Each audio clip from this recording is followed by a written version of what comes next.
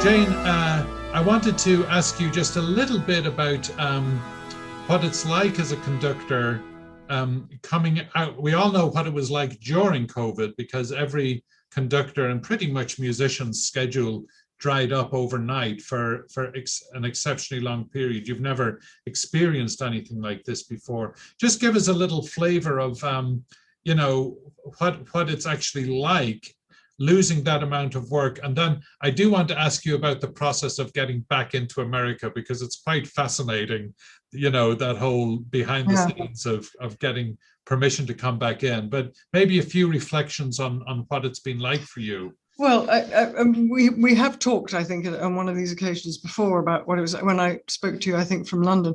I mean, of course, it was terrifying, and frightening in terms that we didn't know what this thing was and how long it was going to last and whether any of us were going to survive.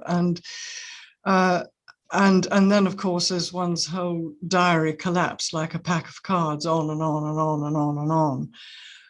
At first I thought, oh, well, we'll be back by June. And then we thought, well, okay, beginning of next season. And then the new year, all this came and went. So it was not only frightening, it was very destabilizing, actually. And on the other hand, there were great benefits. I mean, I've never spent so long in my own home. And I rather liked it. I mean, it's a very nice home, and it was lovely to be there. And although one couldn't see many people, curiously, one of the good things to have come out of all this actually is Zooming like this. I mean, one caught up with a lot of friends on a regular basis, actually. Even my own siblings, I have to say, I mean, whom I've known literally all my life. And we're very fond of each other, but we haven't particularly seen a lot of each other because we live very different lives. As soon as the pandemic hit, we met for a Saturday night drink on Zoom and have done it every week since, wherever we are in the world. And is just fabulous. It's sort of very important to us. And there are several people, so et cetera, et cetera. As I think some of you know, I did take on what I think of as my COVID project, because I knew that if I didn't engage my mind, I would lose it, frankly. And against all the promises I made to myself after I finished writing the Handel book, I have started another book, and my publishers have leapt at it. It's a bit of unfinished Mozart business, which I may have talked about before. But between lockdown and waves of COVID, I did get to Italy twice to do a bit of research too. So Nice. That was amazing. Yeah, it was. You managed to do that. Well, we got back just in the nick of time in October before the big wave hit Europe again, Right. and indeed hit us again.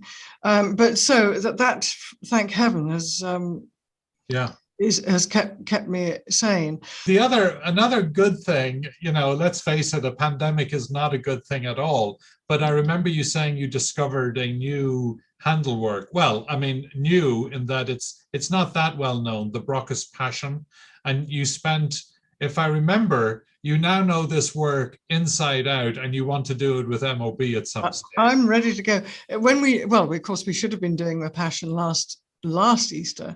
And in fact, nobody was doing any passions at all. So I thought, well, I'm going to learn. I'd ignored the Handel Baroque's Passion. He wrote it in German. It's his only work in German. And I'm not sure he ever performed it, to be honest. So it's something of an anomaly. And he wrote it before Bach's two great passions. But of course, it tells the same story with very different texts. And so I thought, I'm jolly well going to have a look at this. And so I spent last Easter, 2020, immersing myself in the Baroque's Passion, and it's fantastic. I mean, the libretto is a bit sort of striking. We might have to make the odd tweak. But because the music, I heard it's a little lewd in places. And that sort of thing, yeah. But we might do a little sort of 21st century editing on that, but we'll probably keep quiet about it. But the music is extraordinary. And of course, Handel being the great storyteller that he was, and this being such a good story, you know, you can imagine that it's actually beautifully done. And funnily enough, there have been 2 very fine recent recordings of it, so other people are discovering it too. And I thought, we've got to get the first performance in America in modern times, but maybe that will have happened by the time we get there, because we're committed Easter-wise, are we not, to our Bach recording program? And right, exactly.